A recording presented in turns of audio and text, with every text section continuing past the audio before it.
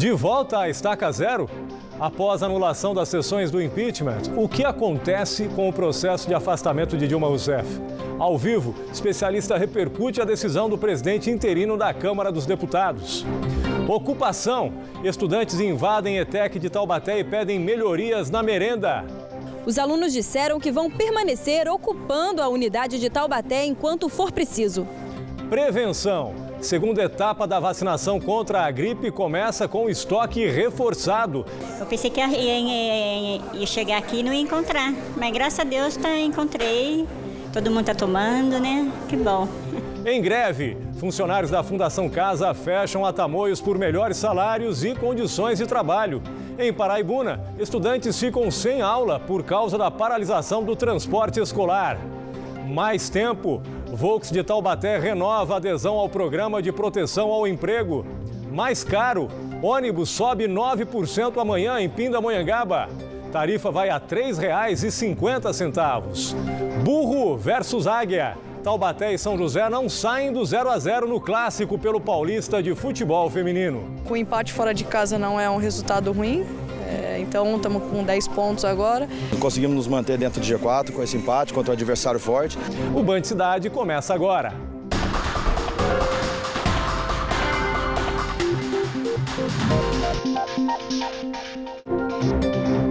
Boa noite. Foi a notícia do dia.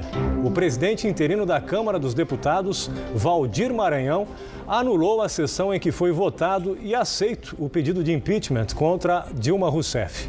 O presidente do Senado, Renan Calheiros, onde na quarta-feira deverá ser votada a abertura do processo, simplesmente ignorou a decisão. Para tentar entender o que acontece a partir de agora, nós vamos conversar com o doutor Ricardo Murad, que é advogado especialista em direito público. Muito boa noite, obrigado pela sua presença aqui com a gente. Bom, o Maranhão, ele disse, inclusive em nota à imprensa, que ele anulou a votação porque os partidos não poderiam ter fechado o voto a favor ou contra sobre o impeachment da presidente. Isso realmente é ilegal? Como que você vai segurar, né, num movimento, naquela situação política conturbada no país, como é que você vai impedir um deputado de dizer em quem ele vai votar? É muito difícil isso. O que aconteceu foi que o Maranhão, ele é aliado da Dilma, né? E como aliado da Dilma, ele está buscando brechas para viabilizar o processo de impeachment.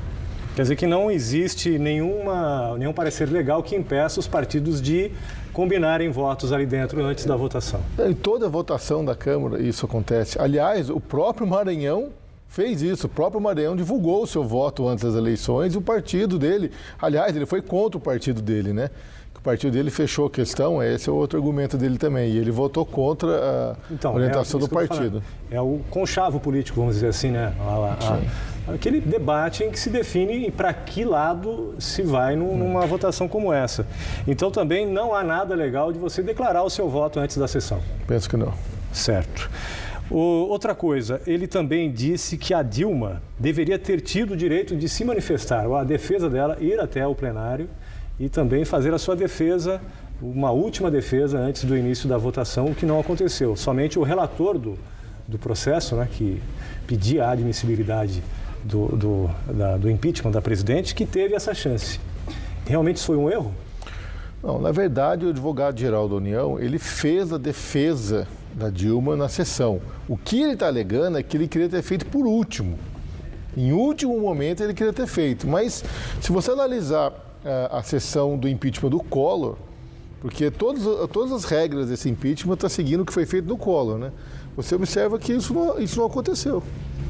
Então, realmente, ela teve direito à ampla defesa antes da votação? Sim, ela se defendeu, o advogado-geral da União foi lá, defendeu, né? E ela está tendo esse direito. Né? E essa decisão aí do Renan Calheiros, hoje à tarde, que ele ignorou a canetada, vamos dizer assim, do presidente interino da Câmara e manteve o processo, disse que vai ter a votação na quarta-feira. Como que o senhor analisa isso? Ele pode realmente, simplesmente ignorar uma decisão da Câmara?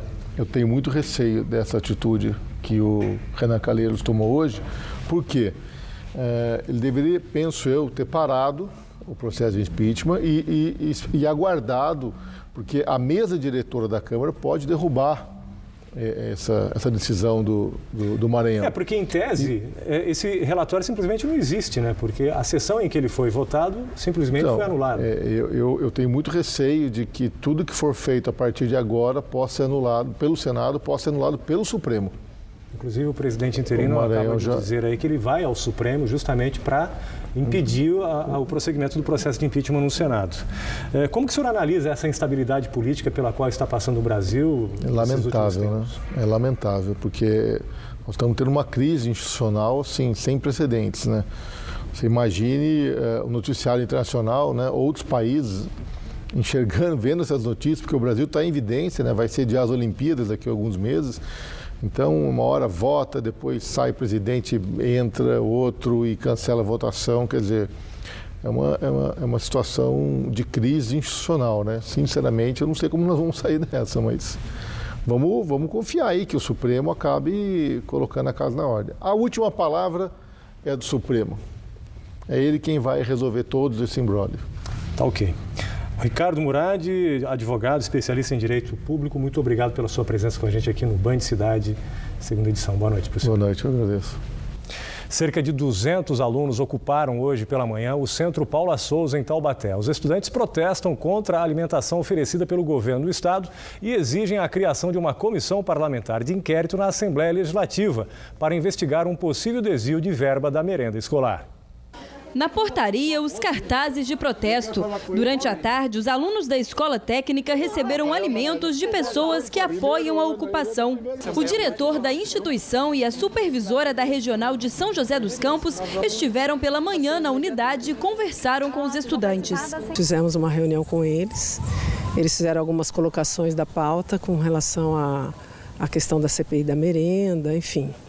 E deixaram muito claro que eles vão preservar o patrimônio, que eles vão preservar toda a parte dos laboratórios, até porque foi uma conquista esse prédio novo, que acabou de ser inaugurado dia 23 de março, e que essa atitude é uma atitude em apoio também às algumas ETECs em São Paulo que também estão ocupadas. No entanto, no meio da tarde, ao voltarem ao local, tiveram problemas para entrar. Mas a secretaria está... Gente, o senhor falou para a gente só a diretoria. Mas na reunião... Olha, gente, dá licença. Outras unidades do estado de São Paulo já foram ocupadas, reflexo da Operação Alba, que investiga o desvio de verba na merenda nas ETECs. Os estudantes reivindicam que uma CPI seja instaurada. Os alunos não quiseram gravar a entrevista, mas disseram que vão ficar aqui o tempo que for preciso e que montaram barracas e vão se revezar para dormirem na unidade. Eles ainda contaram que recebem de merenda bolachas de água e sal e alguma vitamina ou achocolatado durante as 9 horas que ficam na escola. Na maioria dos casos, o almoço sai do bolso dos familiares dos estudantes. Seu Geraldo é avô de um deles e compra uma refeição por dia, no valor de R$ 8,00 para o neto. Ele, que apoia a ocupação, trouxe alimento aos alunos. Eu estou apoiando porque aqui em Taubaté é muito difícil ter essas ações. Meio conservador o pessoal. Então, quando surge uma oportunidade dessa, a gente tem que procurar ajudar, porque a juventude está aí, são os futuros do Brasil, aí pode estar uma futura presidente da República, então a gente tem que apoiar. Os estudantes ainda protestam por melhorias na infraestrutura do prédio. A nossa equipe não foi autorizada a entrar para fazer as imagens, mas eles alegam que os corrimões estão soltos, faltam suportes para os extintores de incêndio e que apenas alguns banheiros funcionam. Eles se mudaram no final do ano passado para este prédio, que estava sem uso. Antes, aqui funcionava outra escola estadual.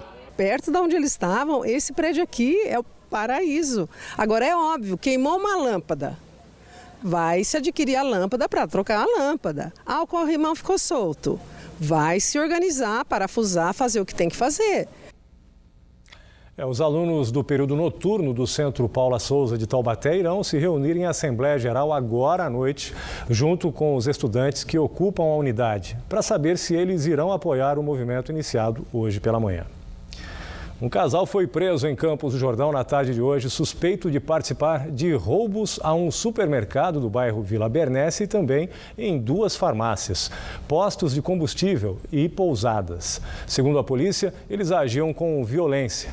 Mais 2 suspeitos permanecem foragidos. Os funcionários da Fundação Casa entraram em greve em todo o estado por reajuste de 48% e melhores condições de trabalho. Hoje, os grevistas fizeram um protesto em São José dos Campos. Servidores da Fundação Casa bloquearam a rodovia dos Tamoios. Com faixas e cartazes, eles invadiram a pista na altura do quilômetro 11. A interdição durou cerca de meia hora e gerou aproximadamente 2 quilômetros de congestionamento nos 2 sentidos da rodovia. Além de São José dos Campos, funcionários da entidade em Jacareí, Lorena, Taubaté e Caraguatatuba também aderiram à paralisação estadual.